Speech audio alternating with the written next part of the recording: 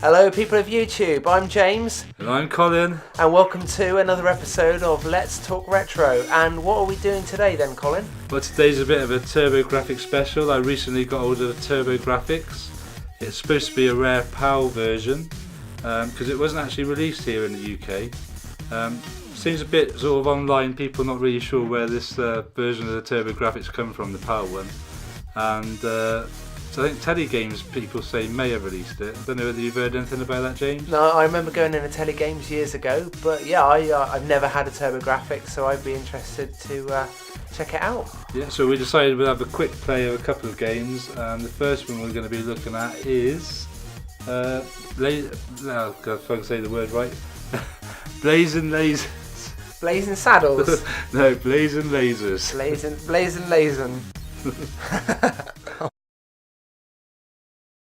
I think if we're going to talk about this game, we need to get the name right. Yeah, so it is, as we said, or as I said earlier, Blazing Lazers. I don't know why I have trouble saying that. It's like Blazing Lazers. Blazing Lazers. From NEC. I got it. Yeah, it's by Hudson Soft and, like you say, yeah, NEC. And it was released in 1989. So it looks like a shoot 'em up. Yeah, it's a old-fashioned shoot 'em up, and it's a really good game. I've only had, like I say, I haven't had it in my collection very long, and I only played it a few times, so I still don't really worked out everything. But you can collect different weapons to bolster your ship up, and there's even like a little bit of speech when you picked your weapon that told you what weapon it was you had, and speech was just starting to come in on games back at that sort of time. Yeah, you've got to have a bit of speech in games. But this game seems to have lots and lots of power-ups. Yeah, it's what makes it fun if you ask me. It is a really good, nice little shooter. It starts off relatively easy, so you can just sort of get into it quite quickly, quite easily. But then as it gets on, it does tend to get quite hard on. I just got blown at there. Not doing a good job of making it look easy. But it's a really good game. If you get a TurboGrafx, well, actually this came packaged with mine. It was like the free game that came with it, and so for a free game as well. I mean, imagine if you got this back in 1989 and it was like a free game. And it's fast. It'd be like you'd be amazed. And it's still really playable today, I find. As I say, I've only had a few goes on it, but I quite enjoy it. It's like a almost perfect arcade shooter in your home. Yeah, it is very arcadey, isn't it? Yeah.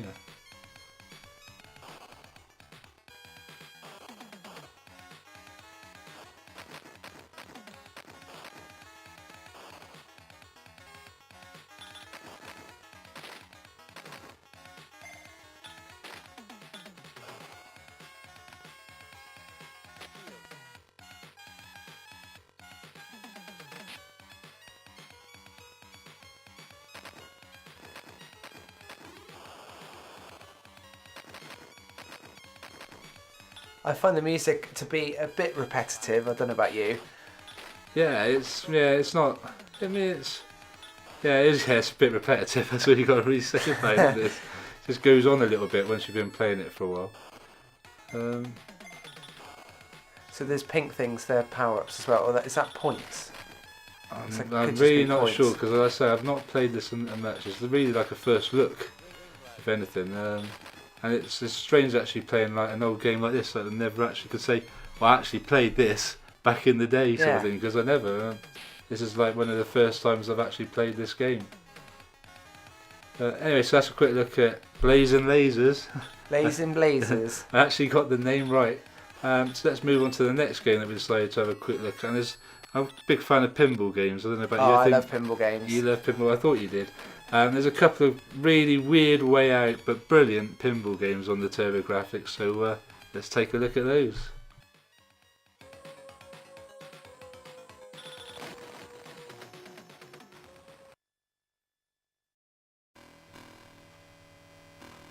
So this is Alien Crush. Sounds like a drink. It does sound a bit like a drink. It's a weird name for a pinball game as well, don't you think? It is. But it came out in 1989. Again, as with most games on the NEC, is done by Hudson Soft. And you can get choice of two music back, tracks to play. And like I say, it's a very weird pinball game with like lots of sort of aliens. Those heads that come out the wall look familiar. Yeah, they look just like an alien. H.R. Geiger. Yeah. And basically, as I say, it's just pinball, but you've got lots of aliens, sort of things to hit. There's obviously got that brain up there which you're hitting. And it's just totally bizarre. I mean, it's as though you're actually inside an alien or something with a lot of the artwork around the outside. But I think it's really nice. I think the artwork's good. Yeah, it does look smart. There's two screens, so a top and a bottom. So it will just switch between the two depending where the ball is. Yeah, that's the one thing with this. The next game we're going to look at is called Devil's Crush, which is like the second one to this, which the screen sort of scrolls up and down. With this, the annoying thing on this one, on the Alien Crush, is that it sort of just skips up and down, sort of just changes no very animation, quick. It just switches. Yeah. And it can, when you're going up and down a lot, it can get quite jumpy and quite off-putting on where you actually are on the screen like that.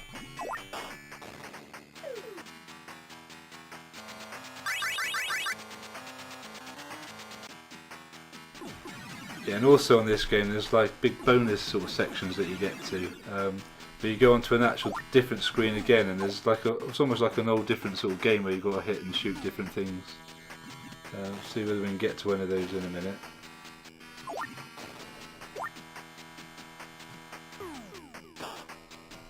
Oh, there's loads of aliens all of a sudden appearing. There you go. So the ball kind of disappears in the mouth. Yeah. It looks like. So as I say, this is like, it's almost like a shooter now, but with a pinball. Oh, I'm not very good at that. Flying skulls. Yeah. Sorry that you lost your bonus points. Oh dear. So yeah, it's, like I say again, that flickering of the screen up and down, that does get a little bit annoying. That's the one thing I don't like about the game. But apart from that, I think it's a pretty good, bizarre pinball game. There's lots going on screen, lots of movement, lots of colours. Maybe the music's a little bit repetitive again if you're being picky. But if you've got a TurboGrafx, I'd recommend getting this. So we'll just quickly now move on to the sort of updated version of this. They got fit up with aliens and went on to like more sort of freaky things with devils called Devil Crush. Whoa! So as I just said, we're moving on from aliens to devils. Yeah, who doesn't like devils? Devils, yeah. And so this one's a bit more spooky than the Alien Crush. And again, this is much better. They've made much bigger advances in this game since the last one. And as you'll see, the first thing you'll notice is that it actually scrolls up and down now, Yes, it looks like much smoother. rather than flickering up and down, which was starting to get on my nerves on Alien Crush, as much as I enjoyed the game. And on this, you've got a lot more to shoot as well. It's almost like a pinball shooter. Certainly lots going on. There's multiple flippers then, just like the last one. Yeah. And there's all sorts of weird things on the screen on this one. Don't know whether they're goblins and skeletons and all sorts of things. There's a woman's head in the middle to hit for points. Yeah, and she seems to get more angrier and more sort of turns almost into sort of like a skeleton the more you hit her throughout the game. Her face actually changes. She gets angry. Yeah. Angry and goes red. Or embarrassed.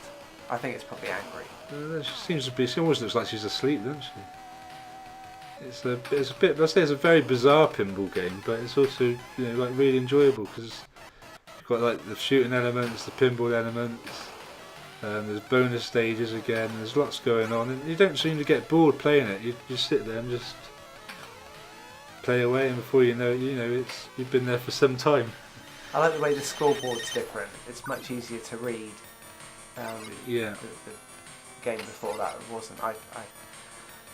Yeah, it's trying to copy like a pinball machine, isn't it? And they've done a much better job with this one. Yeah, and you've also got these druid guys at the top here, which are again a bit bizarre. But if you hit all of them or hit them enough, you get onto a bonus stage. One to go. Yeah. It's gone blue. Oh, it's gone. There we go. Oh, we're on a bonus stage and we've got knights, skeleton knights. We'll take them out. Yeah, I don't know what those things are behind them. They sort of look like mushrooms. No, they're cracking.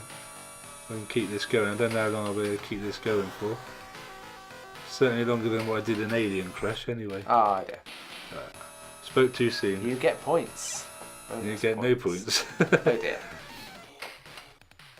Again, if you've got a TurboGrafx or you're thinking of getting a TurboGrafx, this is another game that you really should have a look for and search out and try and get. It's a really good game.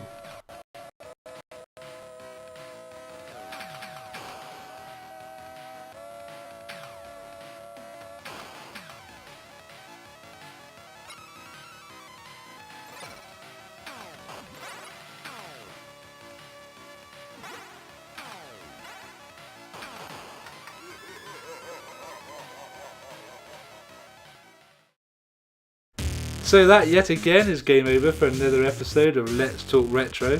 Thanks very much for joining us. I hope you enjoyed this video. I've been James. And I've been Colin. And you know what you got to do. Keep it retro.